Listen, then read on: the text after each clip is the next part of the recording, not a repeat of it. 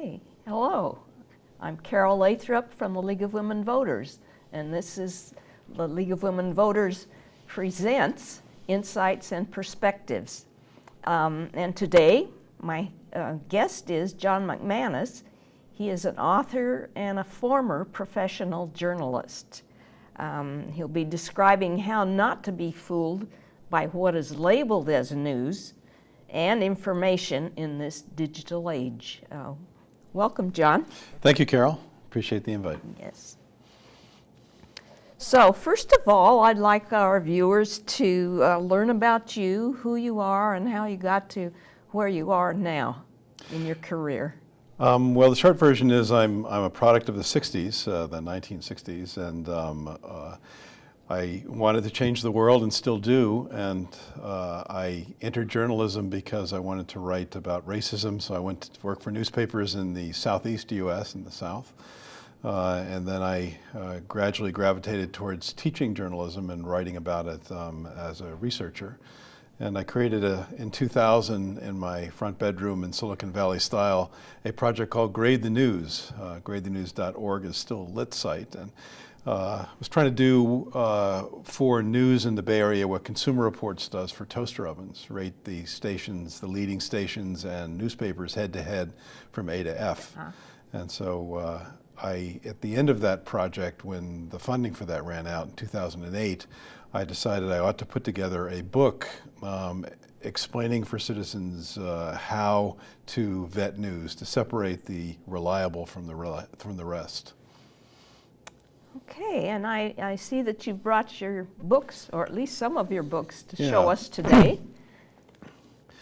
This is my book that I hope will help citizens decipher what's trustworthy, and be able to identify it and avoid being fooled. Yes, don't be fooled. Okay, how about the other two? The other two, this book with the abstract academic title, Detecting Bull, is the second edition of a college textbook that I created along the same lines. And then my first book about journalism was an academic book called Market-Driven Journalism, Let the Citizen Beware. This is the first book to look at how market forces shape what becomes news. Oh, thank you for bringing those today. And now I have some questions. Okay. What good is all the information available at our fingertips, and is it all good? Is it trustworthy? There's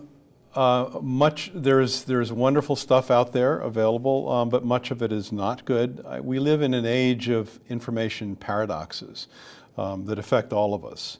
And the first paradox, and we have a slide to show this, is that you can look up almost anything on the web.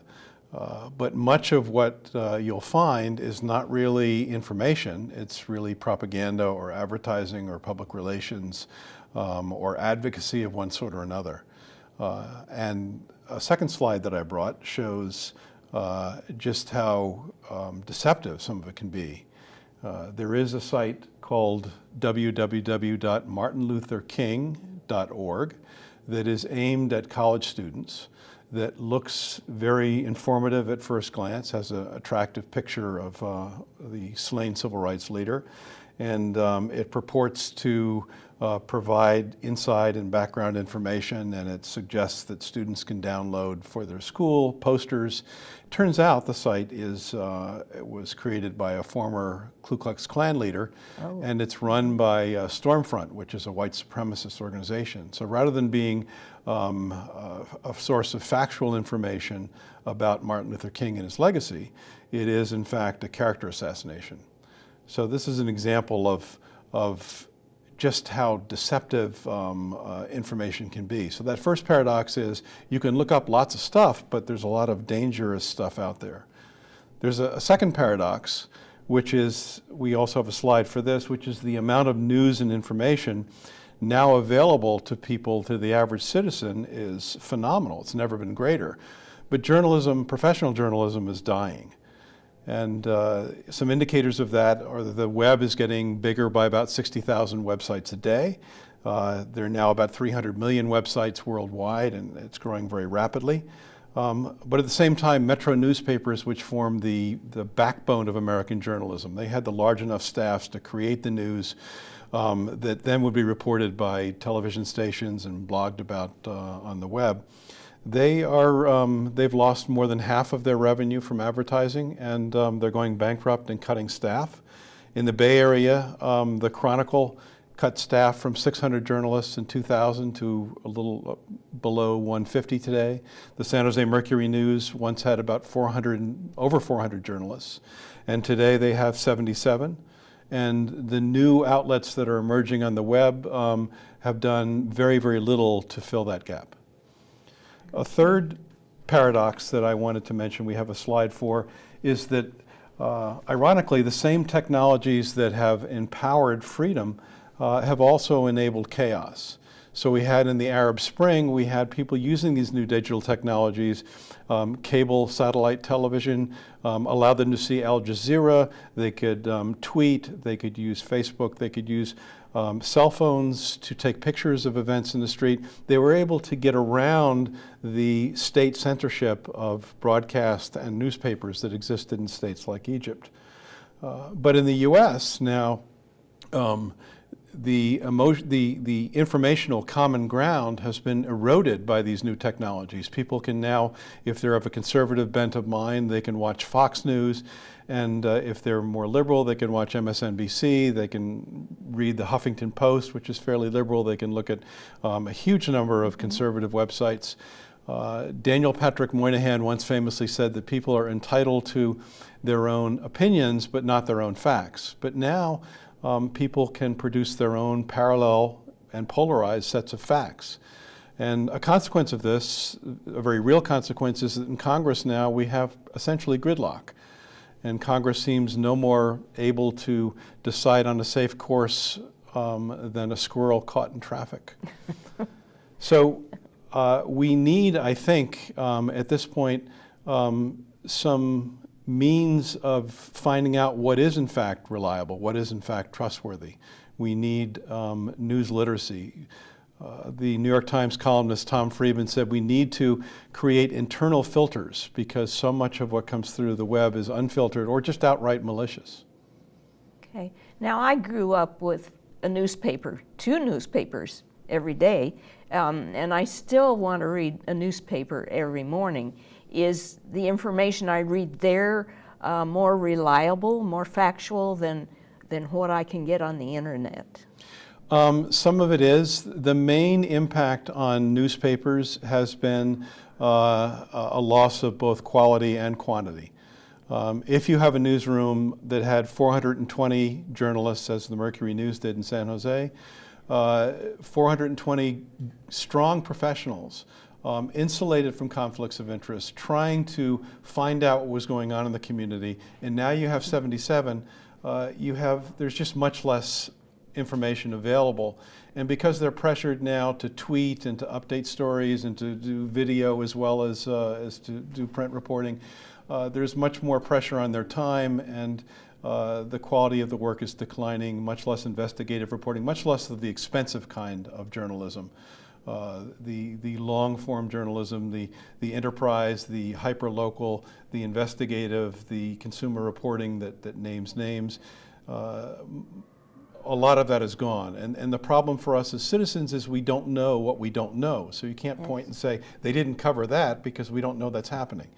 As someone quipped, it's a great time to be a corrupt public official. So we are in an entirely new era for journalism, and there's just much less there. I think you can trust more of what you find in a mainstream paper than you can just going out on the web. But even our best papers have been fooled. Remember that back in September of 2002, the New York Times was writing articles which were purporting to find evidence of Saddam Hussein's interest in building weapons of mass destruction, fanning the flames of war, and that misinformation was disastrous for the country. Yes, it was. You're right. Okay, now, for instance, if I'm reading an article in the newspaper, how do I detect if it's really factual or not? Yeah. I think that you need to systematize your skepticism. And to do so, I've created something I call the smell test. We often use our noses to warn us away from food that may be bad, maybe have gone bad. Yes. And so I wanted to create an acronym that would be easily memorable. And so the smell test is an acronym of questions you should ask yourself. We have a slide that shows the smell test. The S stands for source. So the first question you should ask is, who is providing the information? The second is M for motivation. Why are they telling me this? The E is for evidence. What evidence are they providing to back up the assertions they're making? The first L is for logic. Does that evidence compel a certain conclusion? Are there other conclusions that the evidence equally supports? And the final L is for what's left out, what's missing. What are they not telling us? Within those, probably the most important of those is the first, the source. And you could ask of sources, you could say, well, how do I discern between a high quality and a low quality source? And I would argue that you should apply another acronym, a pie chart. And the P stands for proximity. Is it first-hand information? Is it eyewitness information? Is it first-hand documents? Or is it hearsay? The second, the I stands for independence. Is the provider of the information subject to a conflict of interest? Or are they neutral and thus more trustworthy? And the E stands for experience or expertise. Do they know what they're talking about? Okay, I want to take a brief break now and go to our fun fact. See if you can answer the question.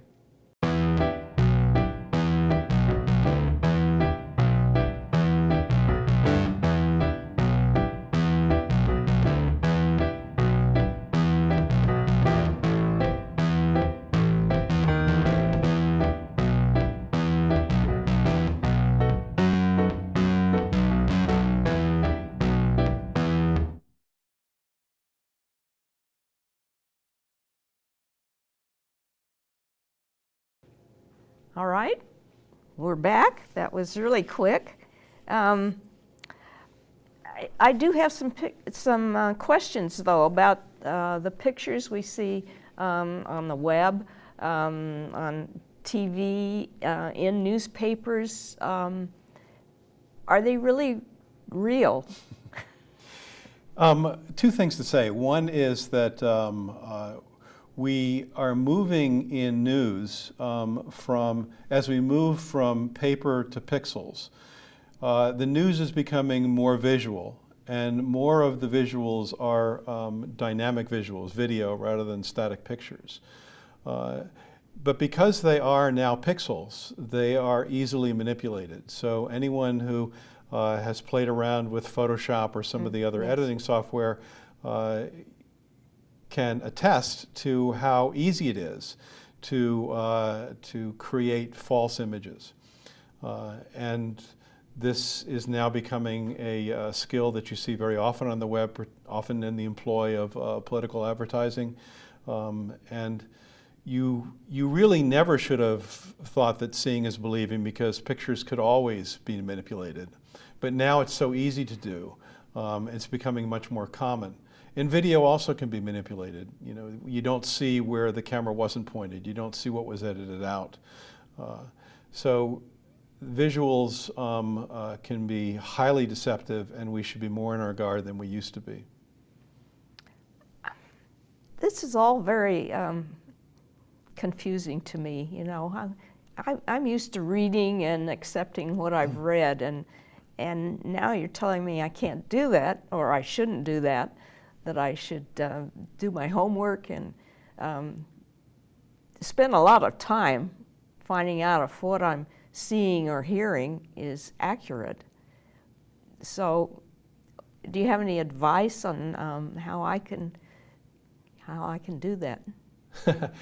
Yeah, I think that, I would say that the web is the problem, and it's also part of the solution. And there are websites that you can go to that are that fact check information. They do so usually for national stories, particularly those of political import. Three of them stand out. One is Snopes.com, Snopes.com. Okay. Another, the oldest of them, is factcheck.org. And a third is politifact.com. And these websites will take on a number of myths. Snopes also looks at urban legends. So if somebody sends you a viral email or you see a claim in the news that you think might not be true, the place to begin on the web is to go to one of those websites. And you also can enter the claim, whatever it might be, in a search with Google or some other search engine, and just enter, the basics of it, and you will see a variety of reports on it. So one of the most useful things you can do is if you can find a story reported from different perspectives. If you can look at how Europeans, for example, are looking at American policy issues and read a paper like The Guardian in Britain, you can go to their website, or look at other papers. They don't even have to be in English because there are good translation services available for free. You can just with the click of a button get a translation of a foreign website. So the web offers us incredible resources for assembling a picture of the world that is trustworthy and more nuanced and deeper than ever before.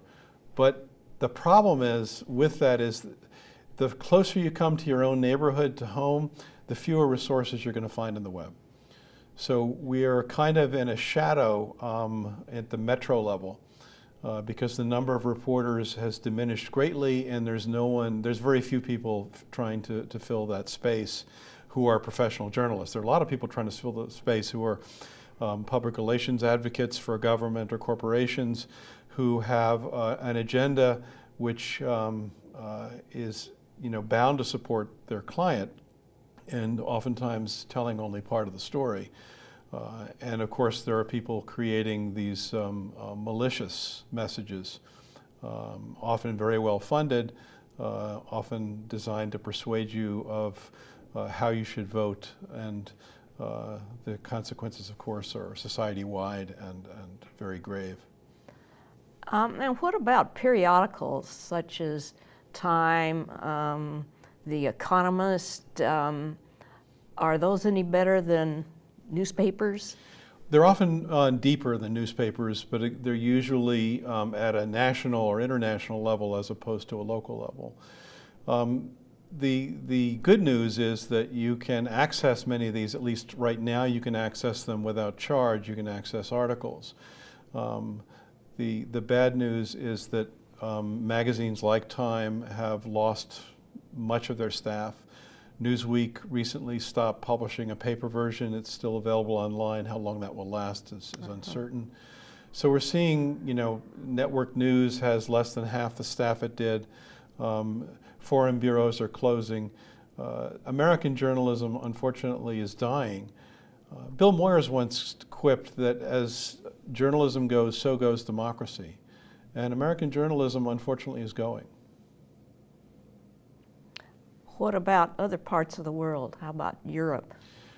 There are similar pressures there, although they're not as acute. What's happened to American journalism is that it has relied for the last 150 years on advertising to pay much of its bills. And advertisers have now found a cheaper, more direct way to get to potential customers online. And they, as rational actors, have pulled most of their resources out of newspapers. And the gap hasn't been filled. So that's been what has propelled the loss of journalists and the shrinking, the implosion of American professional journalism. So what do these journalists who are now out of jobs do? Some of them have turned to the dark side of public relations. Some of them have gone to law school and found other means of making a living.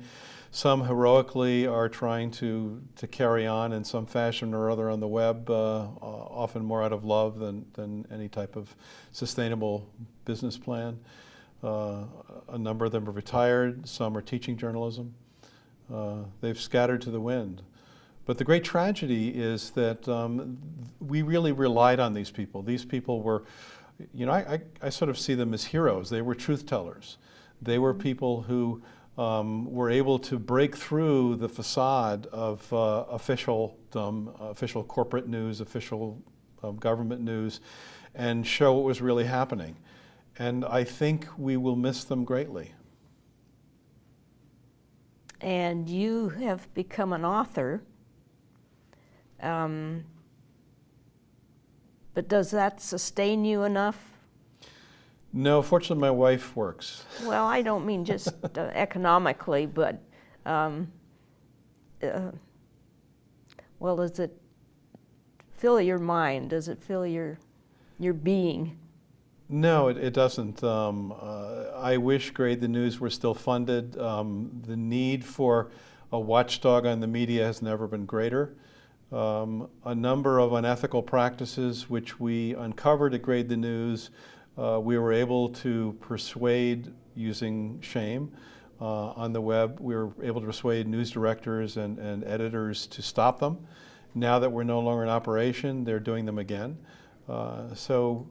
There is really a desperate need for reporting about reporting, and I wish I were doing that still. There's no money to support it, so I've had to turn to other things like trying to help the public do it for itself with books like Don't Be Fooled. Oh gosh, this is depressing to me. I'm sorry. I'm sure it is to you too. Yeah. I mean, I was talking to a journalist who used to work at the Mercury, and he said something frightening. He said, we don't know where the bottom floor on this elevator is. 77 journalists at the Mercury may be a big number in a few years. Maybe they'll look wistfully and say, back when we had 77, now that we have 25. Yes. I think we will eventually have to wake up and recognize that the news media are the most important institution for civic education that we have, and that without them, people will be voting blind and making terrible mistakes. And that we ought to, just as government subsidizes public education in order to create an informed electorate, we will have to find safe ways that the government cannot influence the content, to subsidize journalism. Because I don't think it's going to happen otherwise. Foundations don't have the resources to do it. The voluntary models where people become subscribers to or members of a public broadcasting station, they struggle to raise enough money. They have to badger us 2 or 3 times a year in order to get by. There's a lot of a free rider problem. So I think that we are in dire circumstances, and we need government subsidy to create an informed electorate. Well, the League of Women Voters also helps to inform voters. Indeed it does. And we have an excellent website. It's smartvoter.com, and you can find out anything you want about elections, about candidates, about propositions. Also, if you don't even know where you vote. So it's an excellent site, and you can also get more information from the League of Women Voters site, and that's lwvsjsc.com, or is it .org? .org, I'll bet. One thing I would love to see the League do to go a step beyond that is to hire investigative reporters to dig below the information the campaign makes available, or that the state makes available as a summary of points, because there's just so much deception out there that there's no substitute for smart, investigative reporters digging behind the scenes and finding out the background of candidates, what's likely to happen with ballot initiatives, looking forward, looking historically. Much more digging would be of great value if the League could find a way to subsidize that. Well, that's another matter. Wishful thinking, perhaps. Yes, but, yes, it is, because we need money too. So, right. But this has been very enlightening, even if it is depressing, and I thank you for being here today so that we can learn how to discern what's good news, what's bad news, and what we ought to be aware of. Thank you, Carol, and thank you to the League for all the wonderful things it does. Yes, thank you very much. A pleasure. So, you can watch us on Saturday afternoons at 2:30 p.m. On alternate Saturdays. So thank you for being with us today, and join us again for our next showing. Thank you.